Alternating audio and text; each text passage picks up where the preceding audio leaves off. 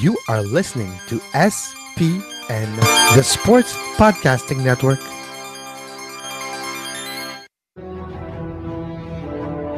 من هناك لشوارزنيجر جول.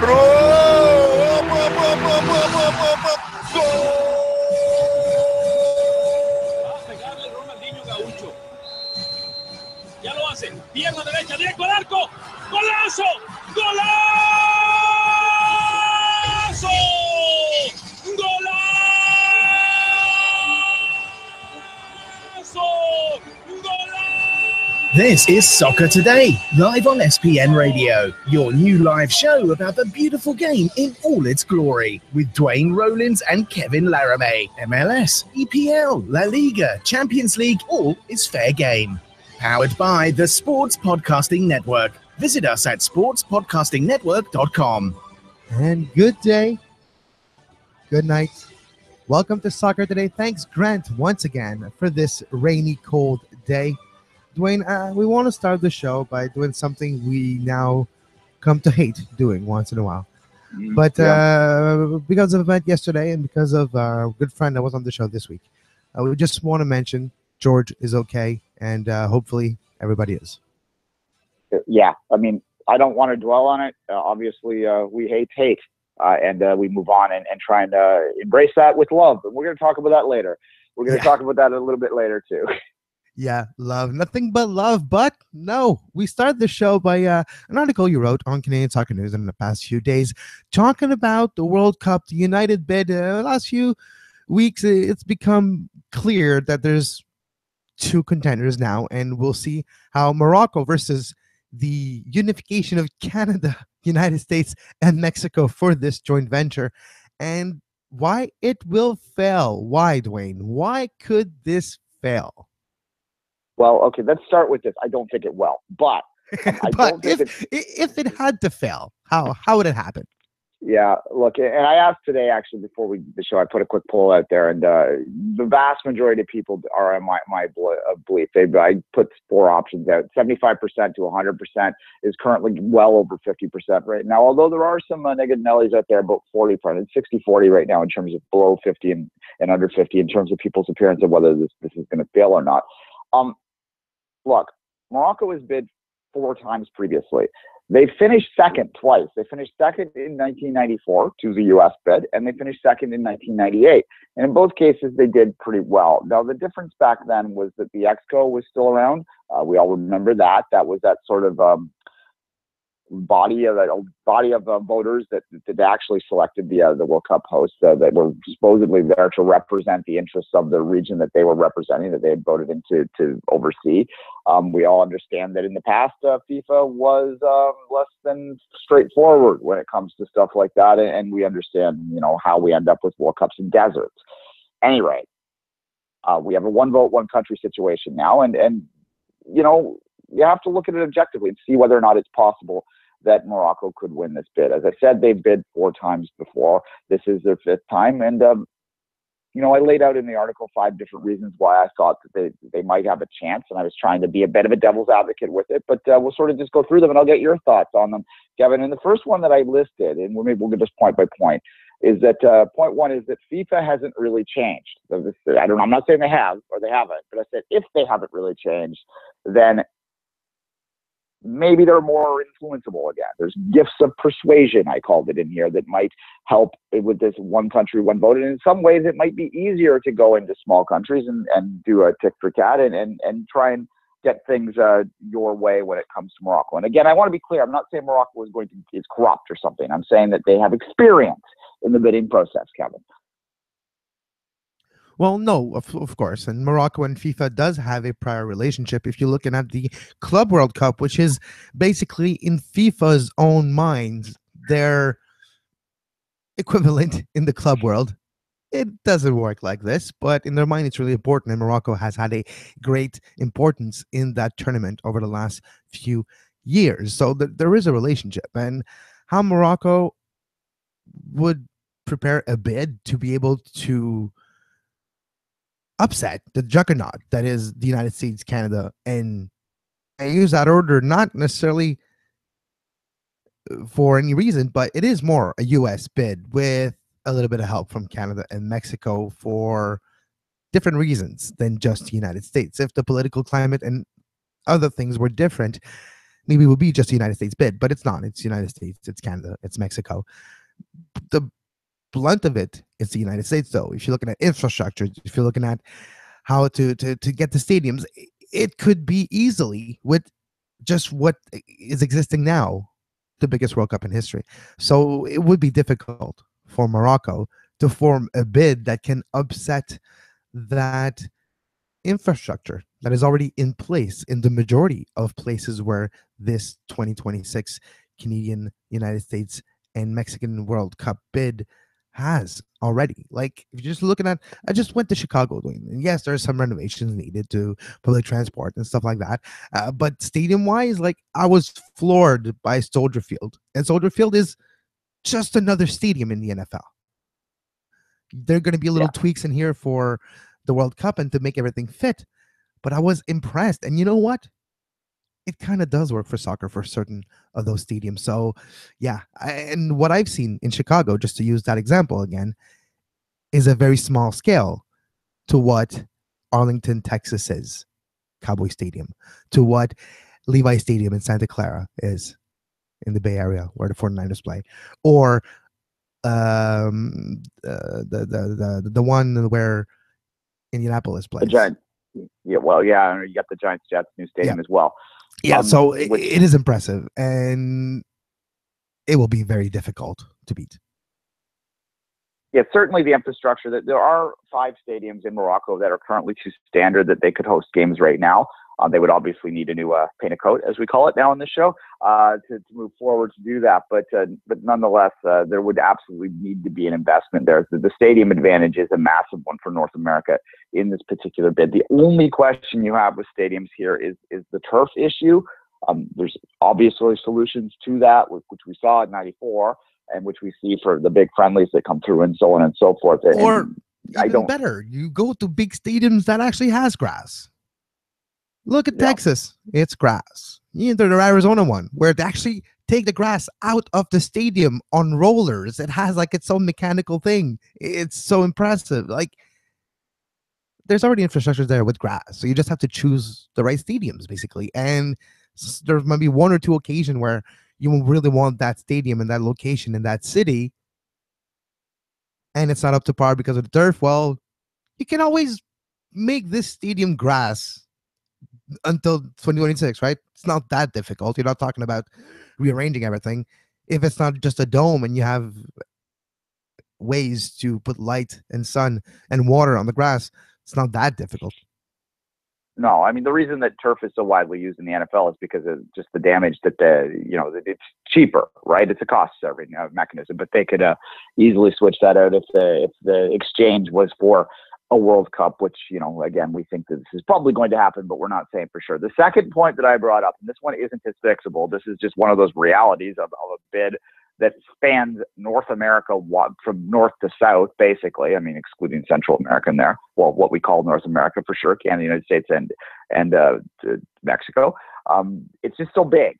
The geography is one of those issues that might bite them in the bum when it comes to this, because you look at the logistics of it, and right now the square kilometers of Mexico, Canada, United States is 21,783,000 square kilometers, and that includes the Canadian North. So we'll exclude that, and that takes it down to just a mere 17,861,567 square kilometers. That's pretty big. Morocco, 550. So it's in one time zone. It's in a Western European time zone. It has all of those advantages there. This is not a major point, but it is one of those small, niggling sort of concerns that a voter might have when they're voting for this. They might, they're the coach of their national team may whisper in their ear before they vote, I don't really want to fly from Montreal to Phoenix to do our, most important game in 4 years, right? Like, that might be something that isn't, from a football perspective, ideal. And I think we also can agree that it probably isn't ideal, and that they will cluster the games as well as they can. But certainly geography is something that the bid will need to overcome. No, yeah, that's a fair point. And also, though, it could be an exercise for FIFA to regionalize even more the groups and make sure that by group certain region. So travel example, East Coast, like northern East Coast, for example, Group A, and you have New York, Boston, Montreal, Toronto, and another American city here or there that's in Philadelphia. I don't know. So you have your Eastern Bloc. Not too bad. Travel makes sense by plane, and it's like just a few hours from destination to destination. You have your Pacific Northwest Bloc. You have your California Bloc. You have your Florida, Atlanta Bloc. And you have a Midwest or Chicago or St. Louis. And so you have a few blocks here and there. Kind of makes sense too. Yeah, I think especially Duane, that there'll be like 78 teams in this World Cup in 2026. So you have enough 48, groups. but yeah. You have enough groups to go everywhere. I think that what you'll likely see is that they'll take the 4 quarterfinals, and they'll have like sort of the Northeast will host like one bracket that will lead to a semifinalist, the Southeast, the second bracket that will lead to the other semifinalists that will play the Northeast. So you're keeping yourself all in the East right to the final.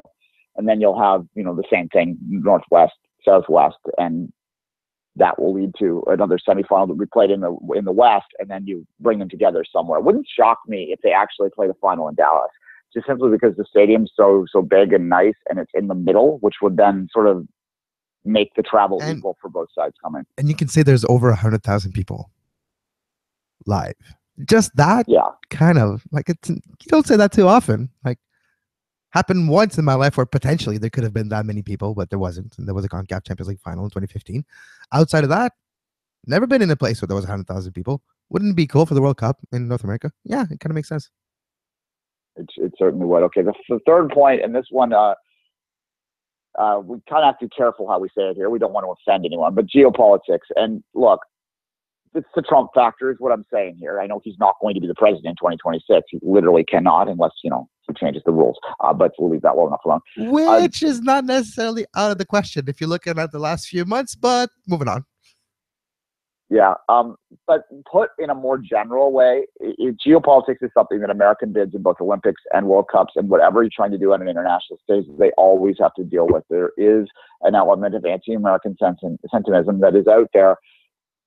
That is a very real problem that the U.S. has to overcome. There's sort of resentment. It could be bitterness. It could be jealousy. Label it whatever way you want. It's out there. And I think that's exactly why they looked at the tea leaves and they looked at how the last bidding went. And they said, you know what, we're going to bring Dudley Do Right in here, Canada.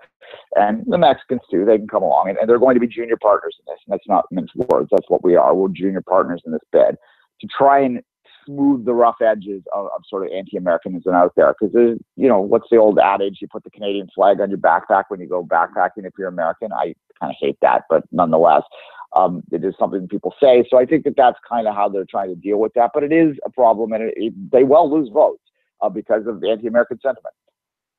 North Korea ain't voting for this bid, right? We understand that. So that's something that they'll have to overcome. Yeah, it's a fair point. I haven't thought about it that way, but it's true. It's true, but if you're looking at the other option, Morocco, geopolitical side as well,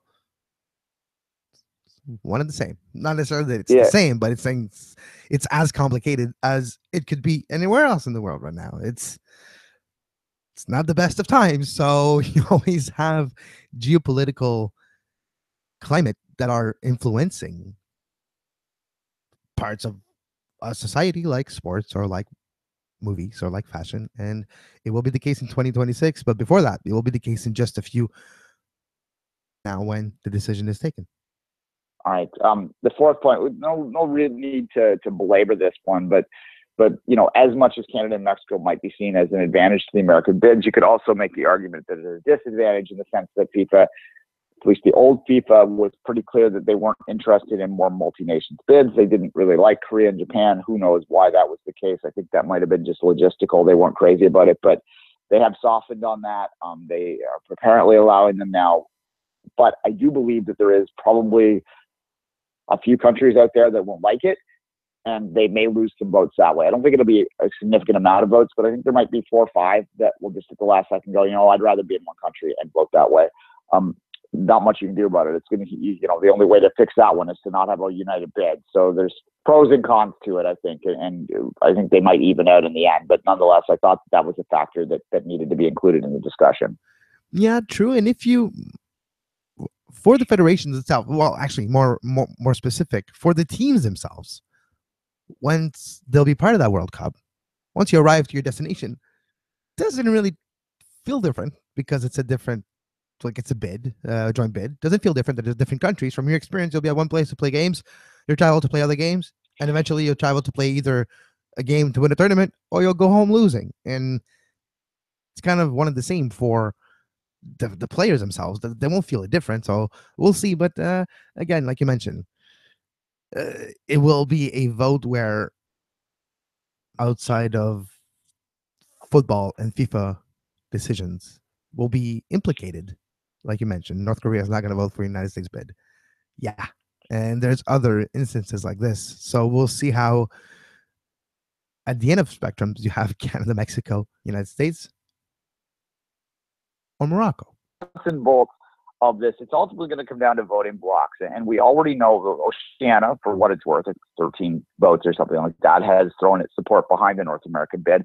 You would assume that CONCACAF is going to support the CONCACAF bid. So that right there gives 55 votes right now for CONCACAF guarantee. Now, well, you're going to have your certain countries here and there in CONCACAF, like, I don't know, French Guyana. Would it be their way to protest again? They don't have a vote, actually. So yeah, so there you go. But yeah, I know what you're saying. Like, I mean, if Martinique gets a vote or something, who knows? But yeah, you might get one or two detractors or that don't vote or for whatever reason. But by and large, I suspect because it's in their financial interest to vote there that they will support it there. But the other side of that too is that Africa has 56 votes, and although there's no guarantee, as we just said with CONCACAF, you can probably assume that those 56 votes will likely support Morocco. So you're kind of split off when you're looking at the guaranteed votes right now. In fact, Morocco has one more. It's 56 to 55. Now, you look at the rest of this, and I broke this down in the article a little bit. UEFA, for selfish reasons and for political, philosophical reasons, seems more likely to vote for the North American vote. And those selfish reasons are that they're going to want 2030 there. For Morocco being almost in Europe, it touches, Gibraltar touches Spain basically, so which isn't the same country I appreciate, but nonetheless, it's you could drive there basically, and you could throw a rock into Europe from Morocco. So that's going to be in many people's minds outside of Europe viewed as almost a European bid. So if they vote for 2030, or if they want 2030 in Europe, they're likely going to support the CONCACAF bid for 2026 so that they can guarantee it there for 2030. So you look at that, but you maybe way I broke this down is say most of them, all but like 7 is what I did. I decided to give the Iberian Peninsula votes to Morocco because of logistics. Maybe they want the World Cup close to home. As I said, Spain's right there. You got Gibraltar, which is a full FIFA nation now as well. And you've got Portugal. So maybe those 3 votes go for Morocco's way, and then others that for whatever reason go there. So I put the vote at 102 to 64 for that, which was going to put us down to South America and Asia. If South America wants 34, absolutely, that is going to be Uruguay, Argentina, almost slam dunk because it will be the anniversary. They're going to want that one, so I think they're going to go for the CONCACAF vote here. If they get those 10 votes, then it puts it out of reach for them. But that's where Morocco needs to do its work, and they need to do its work their work in Asia as well. If they could sweep Asia, which doesn't seem entirely likely, but if they could, then any bit of bleeding of votes from these areas that we think are North America could put it in play. So the conclusion of this, Kevin, is it's unlikely that Morocco has the votes when you look at them and you break them down, but I wouldn't say it's 100% a sure thing yet. You're still going to need to go out there and do this vote and do this campaigning in the way that you need to do. It's not as a runaway as we expected a few weeks ago. No, it's now will be a contested bid, and we'll see who presents better, who has the most amount of star power to sway opinions. And knowing CONCACAF, knowing USSF, knowing Don Garber, wouldn't be surprised if they go all in and you see the likes of the Beckhams and the Drogbas, everybody's involved in North American soccer now, being involved in that bid. I would not be shocked at all. So it will be a question of presentation, and that will be amazing and very interesting to follow. Before we wrap this session up, the results of the poll so far: 22% of people think it's a 100% sure thing that CONCACAF will win this bid. 49% think 75 to 99% likely that CONCACAF wins this bid. So you're looking at, what's that, 61%, or almost 2/3 are thinking that it's over a 75% chance. 24% think that it's 50% to 74%. So a vast majority, 95%, think that it's more than 50% likely, and only 5%, because that's how that math works, think that it's less than 50%. Kevin, all right, do you want to take a break? When we come back, well, we'll continue to talk about the beautiful game.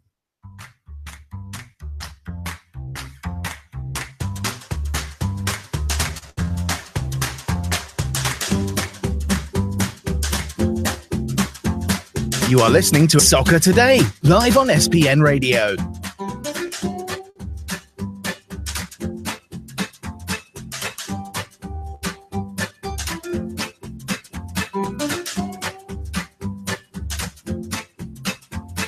Visit sportspodcastingnetwork.com for more.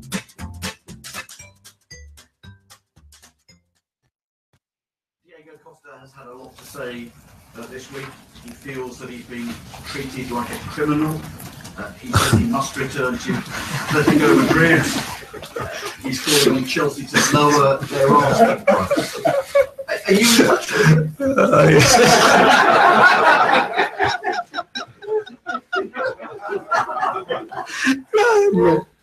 It's great. It's great. Yeah. I prefer to love. Yeah. I think it's yeah. It's it's great. It's great. It's great. Yeah.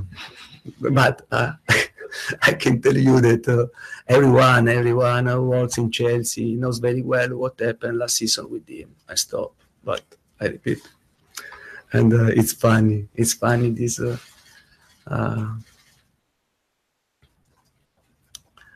this interview. The club stance.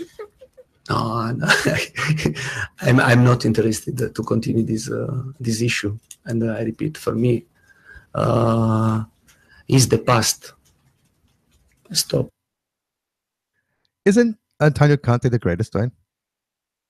Well, he's certainly very funny there. That was it's infectious. You watch that clip and he's howling. He's like, he can barely control himself. That's Like, the question. Literally uncontrolled laughter. He's got a giggle going on and he can't stop, and he's just the reporter just asked him about Costa's interview in the last few days, and that was just interesting. But let's go back to that reaction for a second. Conte doesn't want to talk about it anymore. He thinks it's funny that Costa says he's been treating like a criminal. So what do you think? What do you think about the whole Costa saga over the last few weeks?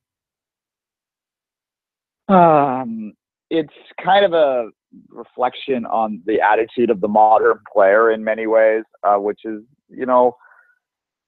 something that you can sort of lament all you want, but the reality is these guys make a lot of money and they feel that they're bigger than life, and they end up they lose perspective. He's not being treated like a criminal. He's being asked to fulfill his contract and not being sold quite at the way that he wants to. And he's an asset to Chelsea. Clearly he doesn't want to play there anymore, and he probably won't.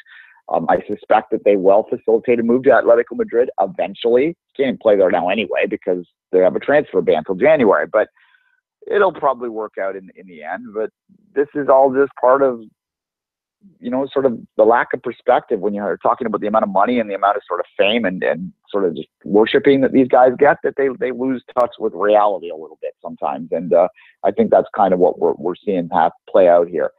He's a brilliant player. And we were saying this off air.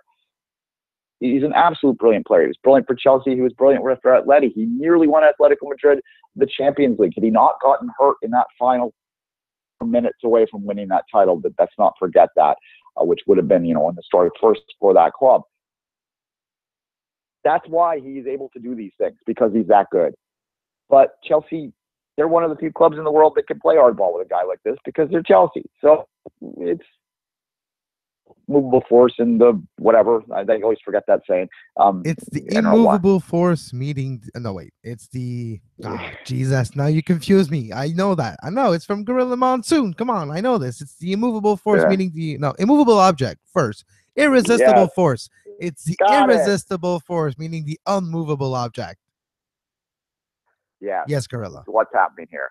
I don't know. What you follow Chelsea closer than I, but you don't. Yeah. Chelsea had a bad first week, and maybe this is part of, obviously, the Conte's interview happened. Well, it happened during this. Is this part of him trying to pressure to get back? I don't know. Nah, I don't think so. Conte doesn't want Costa in his club anymore either. It's on both sides. They both want to move on. There's probably something going on behind the scenes, that personality clashes or game clashes, maybe. I don't know. But Conte, even though Costa was efficient for Conte last year, Conte wants something else. And, well, it feels that he needs to move on. And speaking of strikers in Chelsea, Bakayoko will be available starting next week. So there's that. He's expected to make his Chelsea debut this weekend. So that's another positive. One tough week, yeah. So you need to put pressure on the club for one tough week. No, club is bigger than one player. Chelsea's bigger than Conte, for sure. Chelsea's bigger than Costa. And Costa will be the one leaving. And he absolutely wants Atletico Madrid. Well, tough luck, guy. You want to go there? You can't be transferred there. What do you want us to do? Yeah. I mean, he wanted them to. Atleti can buy him, but they can't play him. They can't register him, so they'd have to immediately loan him, which is possible. But, well, probably not now because the windows are closed in most parts. There's still a week or so to go, and I think that's probably what he wants. He wants to play in the first half of the season. But I think that Conte's road to playing and keeping his fitness is to put his tail between his legs and to go back to Chelsea, to go back to London, and train with the reserves if he has to, like that. Pull a Maluda. Pull many other example of players that fell out of favor with the manager, left on the sideline and left to themselves to stay in shape. And in some instances, Duane, that's why I meant off air to you, saying, will he be the same player again? Maluda never got that fire, never got that motivation back to go train with a big club at a certain level after being left to his own devices, training and figure out everything for himself. He never got to the same level after. Hopefully that doesn't happen to Costa. Knowing Costa, maybe he will. It seems like this stuff happens all the time nowadays, and the players have a lot of power, as we just said off the top, but this one's going to play out slowly. He'll be playing in January somewhere. Chelsea at some point is going to realize that the asset is diminishing the longer he holds out, so that they'll need to make a move so they can recap some of the investment and put it back in. But again, when you're talking about the wealth Chelsea has, and that's the other part of this is not this for a second. Let's say Costa wants to go to Chelsea and he's holding on Atleti. Atleti's a club that famously sort of toes the line between making money and not often. They have the new stadium for that this year, and we'll see how that works out for them. But nonetheless, they're a club that is rich in the same way that Chelsea is. So maybe they would have a little more leverage Costa would in this case, because they need the money from him. Chelsea doesn't need the money. They don't. They're incredibly rich. Yeah, they can hold out and wait. And financial fair play reasons, they're okay there too. Like they haven't spent that much, and they've spent pretty much a little bit less than they've earned with some sales during the offseason. And they have big players that are fringe, I imagine, like the Loftus-Cheeks of this world, who got loaned out. You take care of that salary too when he's loaned, so that's all taken care of by the other club. So no, there is positive ways now how Chelsea did handle this offseason, and it wasn't in the likes of a Barcelona or a PSG like we've seen in other years. They didn't just gobble everybody. They just went smart, and we'll see if it pans out. And that brings us to, well, the other situation is how important are the rumors saying, came out I think yesterday, Duane, that this might be Conte's last season at Chelsea, apparently. Yeah, I think that there's something, again, we talk about modern football and sort of the modern manager, the modern player. There's kind of a shelf life for these guys nowadays, and they sort of recognize that, and they move from big club to big club to big club. I think because they don't want to lose. We make fun of Mourinho for his 3-year thing, right?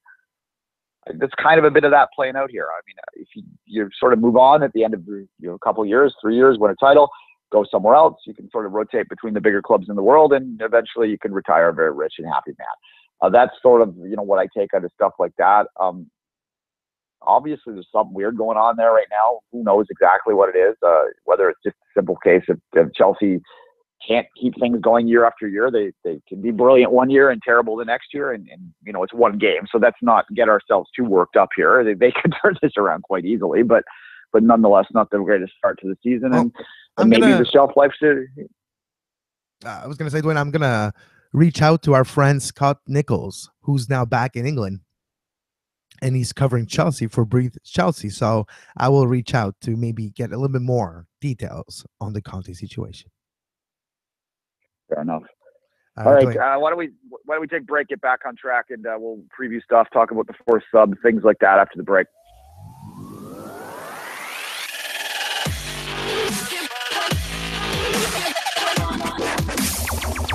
You're listening to Soccer Today on SPN Radio. You can find the on-demand version of this very show on iTunes, Stitcher, Feedburner, Podbay Player, Podbean, anywhere you get your podcasts under the Sports Podcasting Network feed.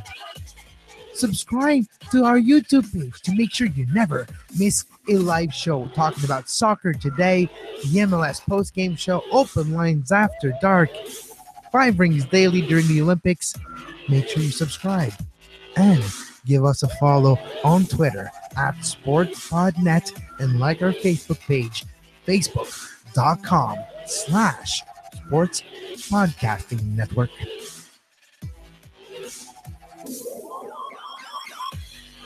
And we're back on Soccer Today.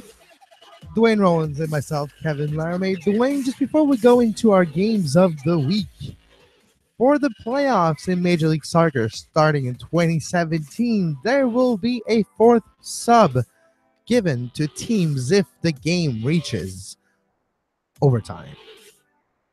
Yeah, look, I don't think this is controversial at all. Is there anyone out there that's opposed to this idea? No, it does change. It gives you one more informed player that is not exhausted for your team, and depending on how the game goes, especially if you have an early injury and you have to sacrifice a sub to replace a player early in the game, at the end of the game, and find yourself in a disadvantage. And it does change how you would tactically approach maybe the last 10 minutes of a game. But we'll see if it actually becomes truly something of a matter, because we might not even see overtime at all, right? So there's that. Yeah, and I think fundamentally that's the biggest difference it will have, is you just said it right there, is that it's not necessarily going to change how you approach the extra time, but it will change how you approach the last few minutes of your regular time, and you may actually get fresher legs on at the end. Right now, you have to most sensible managers will, it's not even the last 10 minutes. I think when you're in a playoff tie and you're looking at the possibility of extra time, you may not make that sub in the 55th minute, 60th minute that you normally do, just holding off on that so that you can have those options moving forward. And maybe you get fresher legs on earlier in the 90, you avoid the stoppage time a little bit more, and you avoid the ultimate thing that I think we all want to avoid, and that's the penalty shootout to decide, a championship or whatever. And I'm not just saying that because of what happened last December. It's just never a satisfying way to end the championship, in my opinion, and most people share that. So the more you can do to avoid that and have this decided in a real football kind of way, I think the better. And I have no problem with this. And in fact, I'm pretty liberal when it comes to law changes. I think that we're too conservative, and I know that goes contrast to my VAR stance, but I view that differently. Oh, apparently you think like Bradley, so. Yeah, look, not to get into that anymore on the VAR side of things, but to continue on that. Duane, it's video review. It's video review. VAR is the name of the referee. Let's not forget the memo. Yeah. We got the memo. I know. Just they want us to call them Crew SC. I'm not going to do that. That is ridiculous. I'm going to call them the Crew, like they are. There's fun. There's the PR world and how they demand that you call things a certain way. It's I almost wanted to say the MLS just to irritate people, but I don't. So at any rate, where was I? Yes, back to the sub thing. I'd be okay with liberalizing sub rules more. Like, I believe that there should be concussion protocols out there with a doctor on each sideline, and if the doctor pulls a player from a game for a concussion protocol situation, they shouldn't lose the sub. That's another opinion I have in terms of that. Anything that makes the game flow better. And I don't want to be unlimited subs or in and out like we see in college soccer or anything stupid like that, but something that sort of addresses things a little bit to allow some sensibility to creep in is fine by me, and it doesn't ruin the game, quote unquote. All right. Speaking of Major League Soccer, this weekend, a few interesting games, some of them with standings or supporter shields implication. Let's start in the Eastern Conference Saturday. Well, there's a game tonight. Portland against New York Red Bulls. So Red Bulls can continue to climb that standings. But Orlando Columbus, if you are a Montreal Impact fan, you're kind of rooting for Orlando tomorrow. With a Columbus loss combined with a Montreal win and the fact that Atlanta is not playing until the 23rd, well, Montreal would find himself 5th in the standings. So Montreal needs to beat Salt Lake. So those are the two games that are interesting to me in the Eastern Conference. Duane, Chicago, Toronto, 8 p.m. in Chicago at Toyota Park. Toyota falling apart, by the way. I was quite disappointed with my visit of Toyota Park. But Chicago, Toronto FC. Toronto could solidify their top spot for the Supporters' Shield with a victory away against Bastian and company. Look, they're going to be up for this one. Obviously, Chicago is very good at home, undefeated at home, only the one draw, 10-0-1, I believe is the record there. So, Toronto is a club that uses these marker games to sort of lay down a lot, like the drop a mic type thing on the season. And I think that they look at this as an opportunity to really put their foot to Chicago's neck and pretty much eliminate the fire from supporter shield consideration. I have been saying for a while now that NYCFC is probably the team that Toronto is going to need to edge over the line for the Supporters' Shield. I don't see anyone in the West really stepping up because they're going to start taking points off each other pretty soon. If Toronto can take care of this, there's no sure thing. Things can happen, but you're going to move their percentage of likelihood of winning that Supporters' Shield up well above 50%, in my opinion, if they get this win over Chicago. Now, conversely, if Chicago gets the win, they're back in it. They're back in the conversation. I'm going to draw sort of leaves things pretty much exactly where they are right now. So it's a big game, and it's an exciting game for a lot of people. So we're looking forward to watching that one. Here's my little Toyota Park story for it's Friday. We'll bring some levity to this world. It's kind of needed. After the homegrown game, I was close to like a foot away from the pitch with Jonathan Tannenwald. We were filming our little post-game video. We're talking about the players and everything. And while we're like getting set up, there's a big-ass rat that just went down the stairs. Just like normal people, just down the stairs. Stopped at the last step, like about 4 feet away from us. Looked at us. We're like live. Like, there's nothing I can do. I'm holding the camera with my left hand, my microphone with my right. I'm just looking at the damn thing. Like, all right, this could become very interesting real quick. Thank Grant that it did not escalate, but that was quite interesting moment at Toyota Park. I didn't mind Toyota Park when I was there, but it's a few years ago now that I was there, 5 years ago. So maybe it's gone a little further downhill. I like the sight lines there is what I'll say about it, but nonetheless, certainly you've got an idea of the distance from Chicago now that you've been there, right? You see the beautiful skyline, but it's so far away. You see the entirety of it, but it takes you like an hour to get there. Yeah, and it's if you drive through the city to get there, delicately put, it's not the most it's not a tourist friendly drive that you're taking. You're not going through the highlighted places of the city. No, even in the train, like I got some interesting views of Bridgeview in the train from the airport on my way there too. Yes, at any rate, the suburban stadium problem is something that thankfully, TFC, when they launched, and they were one of the first to come in that downtown location, that, they did a lot wrong in the early years, but they did some good things right. And one of them was figuring out that you need to have your damn stadium downtown.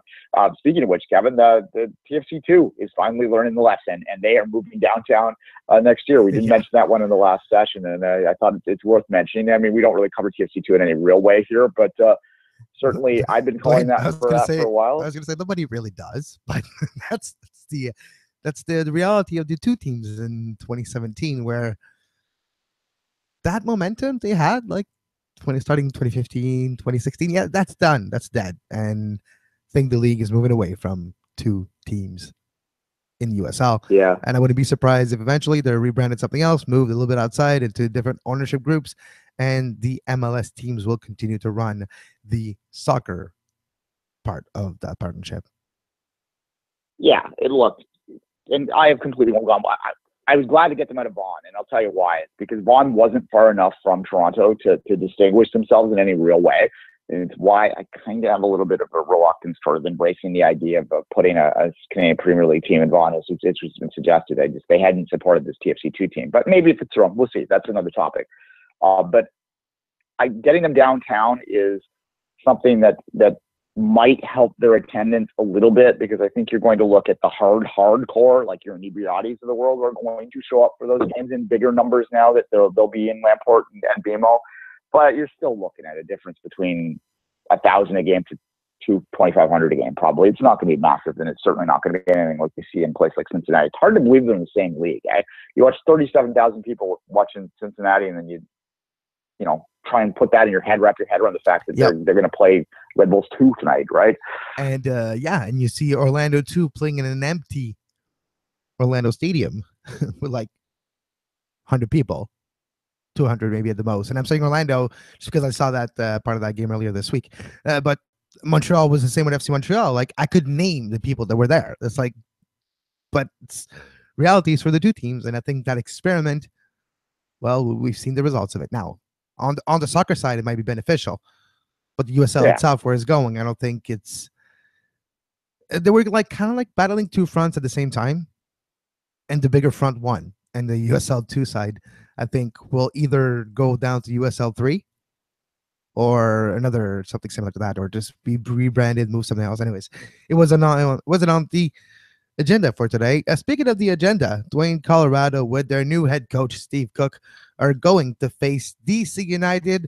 There's nothing quite like facing DC United to put your team back in the winning column.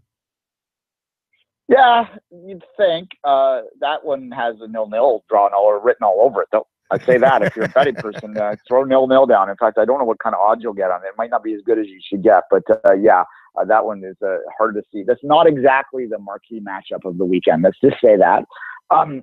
Certainly it does provide an opportunity for Colorado. The thing, look, and I was listening to a lot of opinion on the Colorado situation yesterday, and one thing that kept coming out, and we're going to fully admit that we don't follow the Rapids as closely as we do the Canadian teams for obvious reasons, but, follow them enough. And what continued to be put out there is that the players just weren't playing a sensible offensive formation, and they think that maybe the change, just something basic to get back to getting players, Kevin Doyle type thing, playing as a striker rather than a playmaker. They essentially had their nines playing as 10s and their 10s playing as 6s and so on and so forth. So maybe changing that around a little bit and getting some standard formation. And I expect they'll probably go back to basics, sort of trot out a 4-4-2 or something and try and just do things, because it's difficult for a coach to come in and completely overhaul things, because players are the same in the system they've been playing all year. They're used to playing. It may not work for them, but it's what they're used to. So it's, to think there's going to be an instant bump is always a little difficult, other than, the players get sort of motivated. The real telling situation and how effective the changes becomes like 4 or 5 weeks after it, not necessarily the first week anyway. But certainly DC United is a good place to get going. Yeah, no, exactly. And to continue, Vancouver-Houston, interesting game for Vancouver. Vancouver wants to bridge that gap and get back into the playoff contention against a win against Houston, a team that historically does not travel well. It's quite a big trek to Vancouver from Houston. We'll see how Vancouver does at home late Saturday night. The first place Houston Dynamo, get used to that. Right. That just feels weird.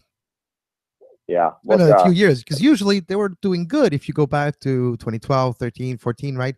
I think 2012, 2013, well, 14 too, actually, where they were pretty good in the regular season, getting high at the end of the season, peaking in the playoff, pulling the LA Galaxy type of situation. Well, they changed sort of their philosophies. Under Kinnear, they were very much a I don't want to say hoofball, but they were a very direct and physical team that was kind of in many ways set up for playoff success. And that's, I think, one of those things that maybe is changing a little bit, is this idea that you can kind of goon your way to an MLS Cup final, because we've seen that. Colorado did it in 2010. Houston was doing it back in the day.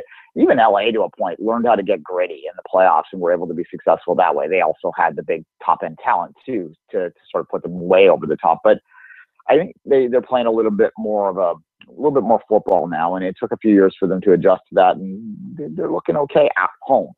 Not so great on the road. I think that most of the East teams that are contending are looking at Houston and going, yeah, keep going, do that. We'd like to meet you in the MLS Cup final on the road. Yeah, that'd be great.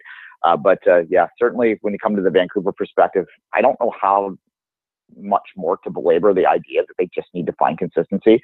And I think most Vancouver fans will agree with that. I mean, if you look, I did a search the other day for hashtag Robbo out, and there's a little traction there. It's starting to get a little bit of momentum. We'll see. I think get the board out or get Bobby out would be a better hashtag, though, but that's not going to happen.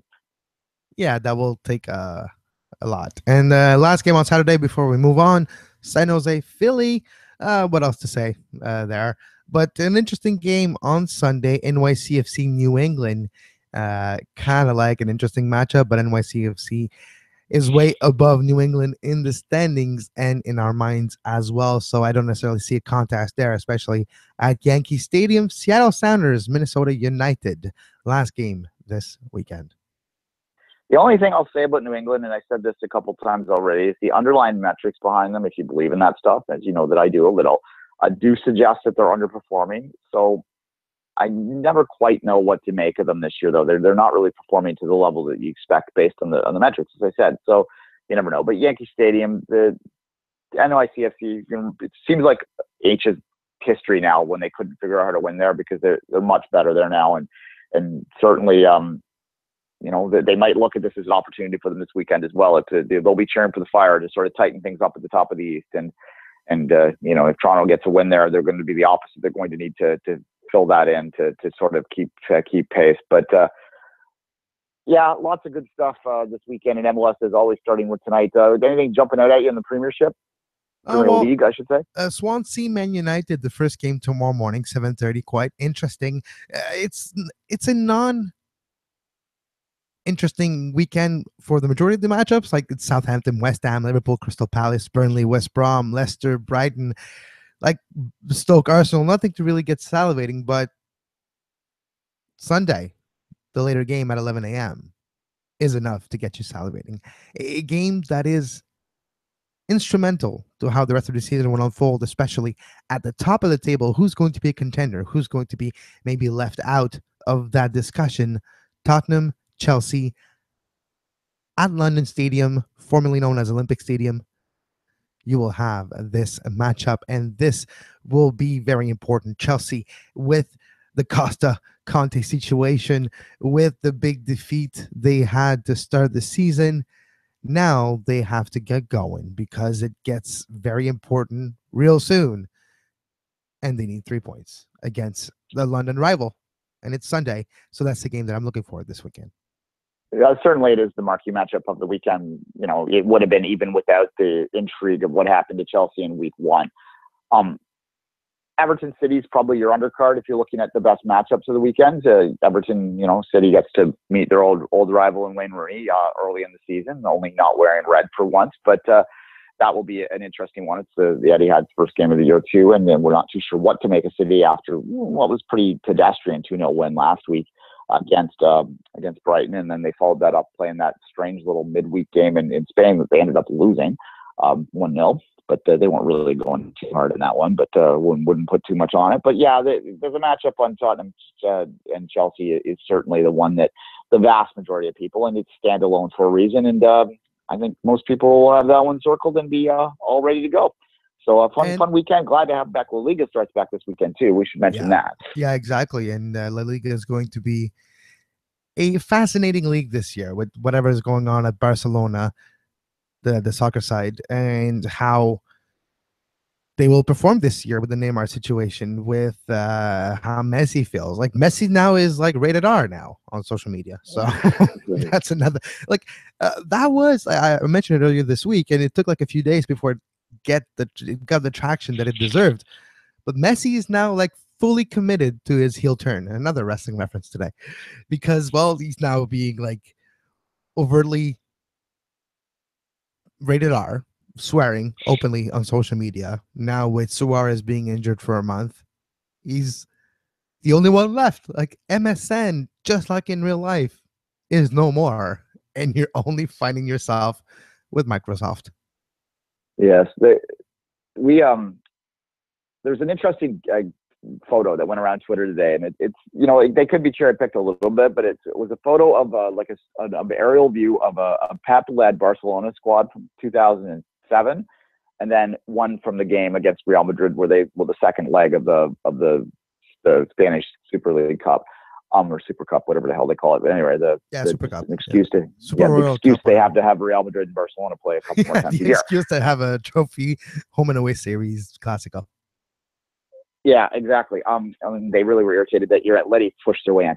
Now, what I will say about that is that the photo, it shows an image of them from yesterday, and they were just basically in this big static circle compared to the photo of Pep, which was all the perfect triangles, which we all understand the triangles and the tic-tac passing that became the rage for many years. And it's very striking to see the difference in the formation and how they were stood up. Now, as I said, they could have been cherry-picking those photos, obviously, but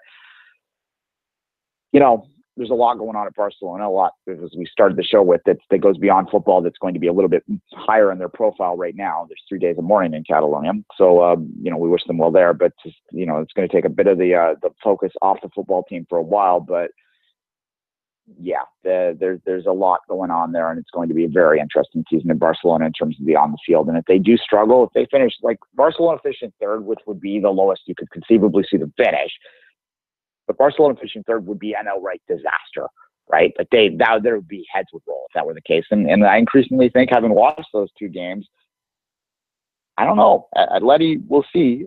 They're always going to be, there with the effort. So if they can get rolling at all, this could be an all Madrid sort of.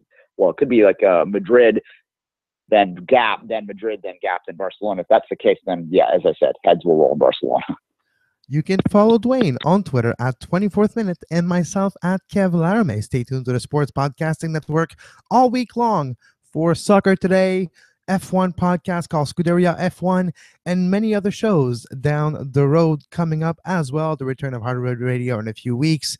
And you have a French show now, so La Transversale, which is the French equivalent of Off the Woodworks, covering the Montreal Impact. So for the French speaking and listening audience, you can listen to Sur La Transversale and Soccer Today, as always. Until next time, for Duane Rollins, I'm Kevin Laramee. Have a great soccer. You were listening to SPN, the Sports Podcasting Network. Visit us, sportspodcastingnetwork.com.